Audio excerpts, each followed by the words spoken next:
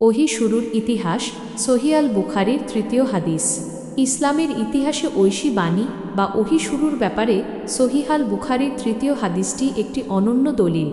উম্মুল মুমিনিন হজরত আয়েশা রাদিয়াল্লাহু আনহা থেকে বর্ণিত, আল্লাহর রাসূল সাল্লাল্লাহু আলাইহি ওয়াসাল্লাম এর প্রতি ওহী বা ঐশী বাণীর সূচনা হয়েছিল সত্য স্বপ্নের মাধ্যমে, যা দিনের আলোর মতো প্রস্ফুটিত হতো।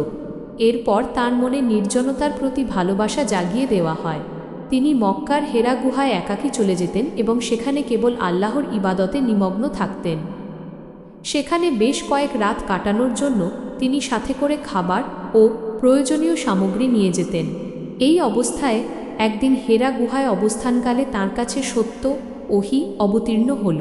ফেরেশতা জিব্রাইল আলাইহিস সালাম তাঁর কাছে এসে বললেন, পড়ুন।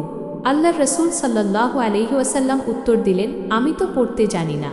তখন ফেরেশতা তাঁকে জড়িয়ে ধরে এত জোরে চাপ দিলেন যে তিনি আর সহ্য করতে পারছিলেন না। এরপর তিনি তাকে ছেড়ে দিয়ে আবার বললেন, পড়ুন। আল্লাহর রাসূল আবারও নিজের পড়তে না পারার কথা প্রকাশ করলেন। ফেরেশতা তাকে দ্বিতীয় এবং তৃতীয়বারও একইভাবে জড়িয়ে ধরে চাপ দিলেন। অবশেষে ফেরেশতা জিব্রাইল আলাইহিস সালাম সূরা আল আলাকের প্রথম আয়াতগুলো তিলাওয়াত করলেন, পড়ুন আপনার রবের নামে যিনি সৃষ্টি করেছেন মানুষকে জমাট রক্ত থেকে। পড়ুন, আর আপনার রব মহামহিম। এই অলৌকিক ঘটনার মধ্য দিয়েই পৃথিবীতে পবিত্র কুরআনের বাণী অবতীর্ণ হওয়ার সেই ঐতিহাসিক সূচনা ঘটেছিল।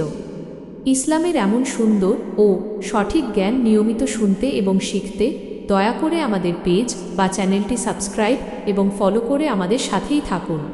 সবার আগে নতুন ইসলামিক ভিডিও পেতে এই ভিডিওটিতে একটি লাইক দিন, কমেন্টে আপনার মূল্যবান মতামত জানান